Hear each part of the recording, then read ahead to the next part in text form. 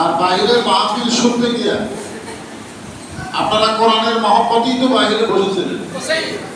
আর এই কোরআনের মহব্বতে বাইরে ওয়াজ শুনতে গিয়া যাদের শরীরটা কিছুটা হলেও ভিজে গেল, বিশেষ করে আর শরীর বেশি ভিজে গেল, এই ভিজা শরীরের জন্য আল্লাহ যদি বলে যে আমি ওই সকল শরীরকে জাহান্নামের জন্য হারাম করে দিলাম যাদের শরীর কোরআনের আলোচনা শুনতে এসে ভিজে গেল, কি করেন আল্লাহ কিন্তু ওসিলা তালাশ করবে। আল্লাহ কোরআনে বলেছেন ওয়াল্লাহু ইলাইহি ওয়াসিলা, তোমাদের নামাজ, তোমাদের রোজা, তোমাদের হজ, তোমাদের যাকাত দিয়ে তোমরা জান্নাতে যাবে, এগুলো গ্যারান্টি নেই যদি আল্লাহ দয়া না করে।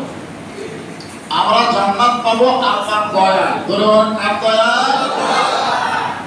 আজকে এই বৃষ্টি ভেজা শরীরটা জান্নাত পাওয়া আল্লাহর জন্য দয়া এবং একটা ওসিলা হিসাবে আল্লাহ কবুল করুক। সকলে বলে আল্লাহুম্মা আমিন।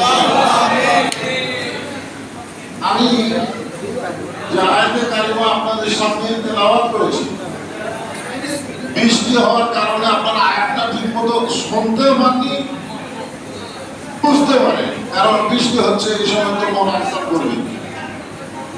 চিন্তা করে দেখেন দুনিয়ার একটা সামান্য বৃষ্টি আমাদের হয়ে যায়। আমি ওইখানে যে আয়াতে কারিমা তেলাওয়াত করেছিলাম এটা কিন্তু আজকের আবহাওয়ার উপর খেয়াল করি। আল্লাহ বলতেছেন ইজা আসাবাতুহুম মুসিবা, যখন তোমাদের উপরে বিপদ আপদ মুসিবত আসবে, এগুলো ভাগ আর একবার দেওয়া হবে, সবগুলো একবার দেওয়া, ওয়াজ শুরু করলে বারবার দেওয়া হবে।